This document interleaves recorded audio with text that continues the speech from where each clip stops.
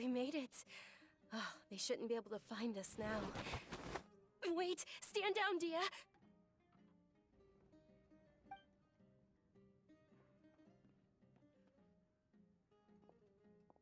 My lady, who are these two? They're travelers that I met on the street just a moment ago. They happened to notice that you were all searching for me, so they helped me hide. I see.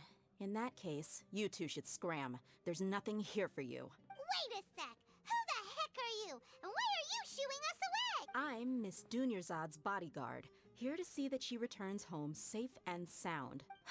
My lady, let's get going. You've been gone for so long that your parents are worrying themselves sick. And if I refuse to go with you? It'd be easier for the both of us if you cooperated.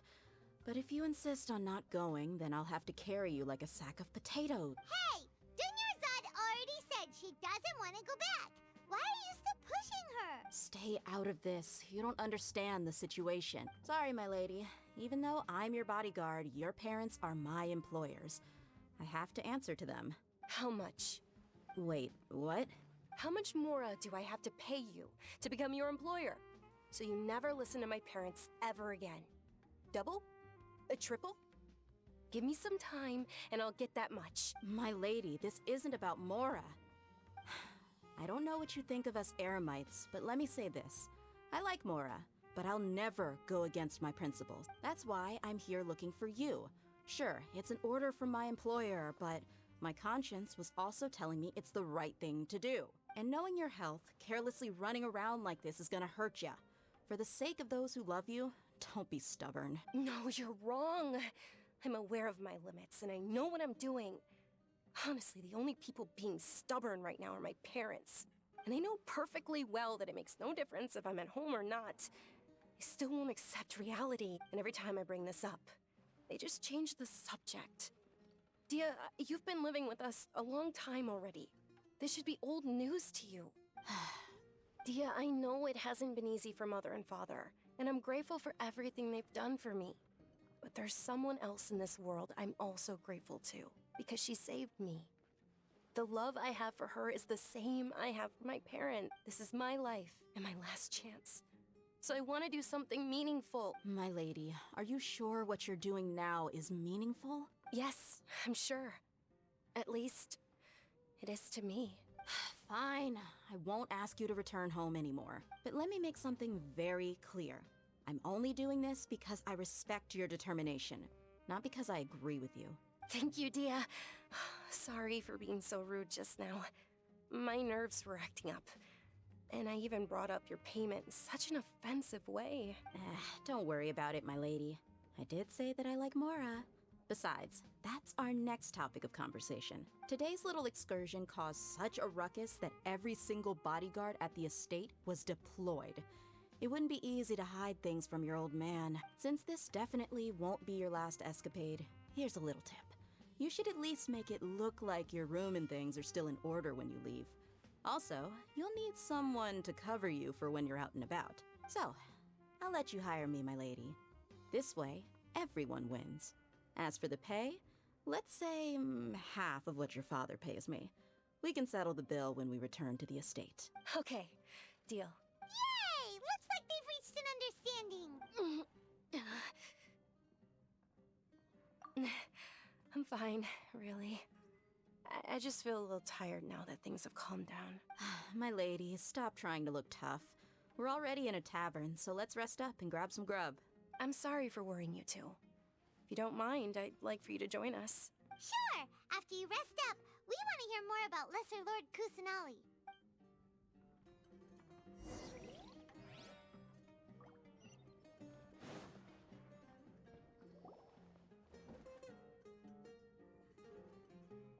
Ha! Well, if it isn't Dia.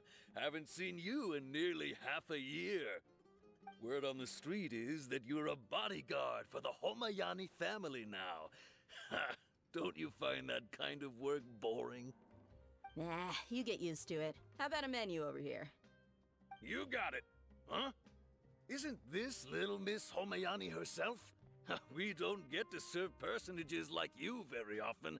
We'll be sure to prepare our very best. Thank you, sir, but there's no need. I don't have a lot of Mora on me, and I really ought to save as much as I can. But please bring these two the best food you have. They're my new friends, so I want to be a good host for them.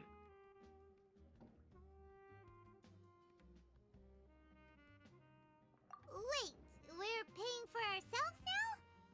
Aw, Paimon kinda wanted to try something fancy, but we aren't exactly loaded. Guess Paimon will settle for something ordinary. How about our charcoal-baked Agelena cakes?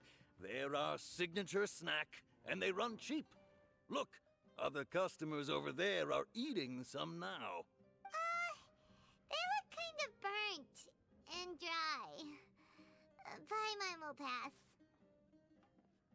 Hey, come on! Paimon has personal preferences too, you know. Dunyarzad, we asked a lot of people when we first arrived, and almost nobody was interested in Lesser Lord Kusanali. So, what made you want to follow her? Well, remember when you asked me if I knew how to meet the Dendro Archon? Even though I don't know how, I think I've actually seen her before. Huh? Really? Yes, it was when I was a child. At the time, my illness had kept me bedridden for the better part of a year. I was stuck inside and couldn't make any friends, and my parents did their best to find treatments for me. But even then, the Akasha didn't have any helpful information. My younger self no longer had any hopes or dreams.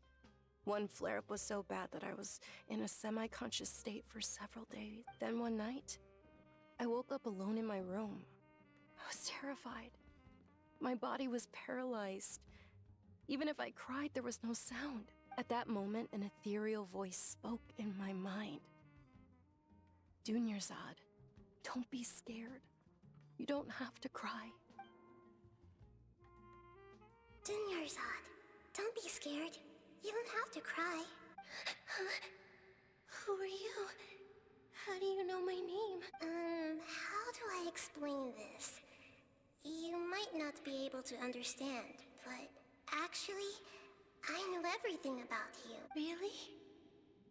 Of course.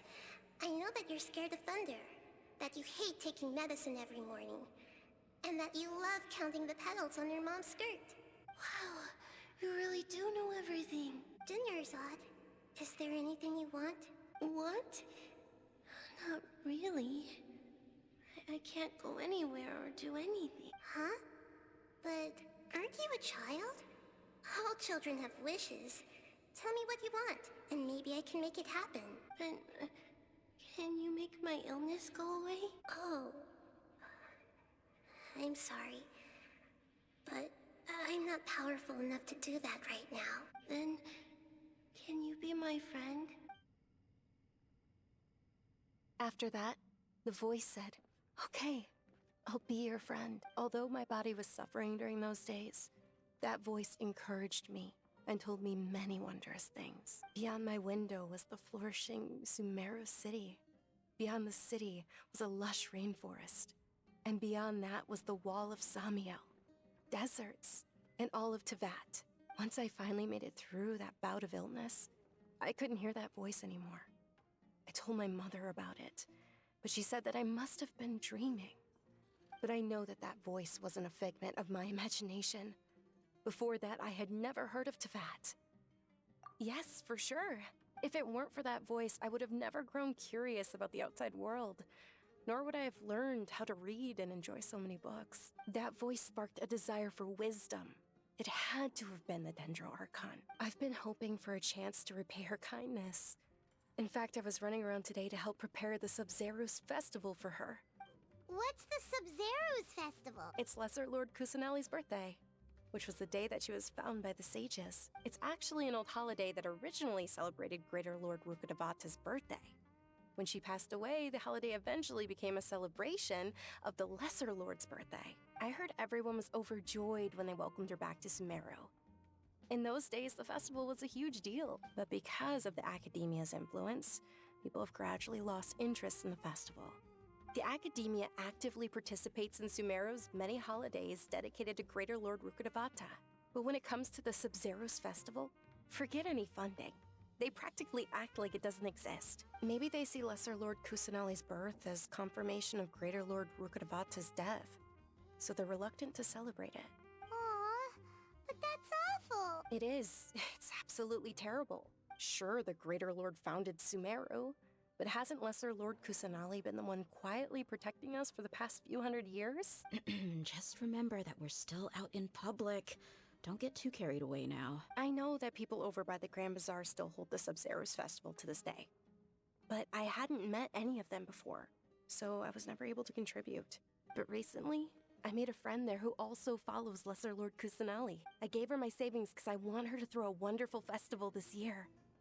That's the least I could do for Lesser Lord Kusanali. Hold on, my lady. Does this friend happen to be Nilu, the one who sends flowers to the estate? Yes, that's her. I saw her leaving the other day with a nervous look on her face. It seemed like she was hiding something in her arms. Did you give her something? Yes. Initially, I didn't have much Mora prepared, so I had Nilu sell one of my skirts. I've agreed with Nilu to meet up at the Grand Bazaar today, and see how things are coming along. Dia, would you accompany me? Sure. That's quite the trip, though. I'll carry you. No, that would be too much, even for you. You might as well just accept the lift. If I let you walk, who knows how long it'll take us. And if anything happens to you, then I'd really never hear the end of it from your father. But of course. Nilu will be thrilled to hear there are more people interested in Lesser Lord Kusanali.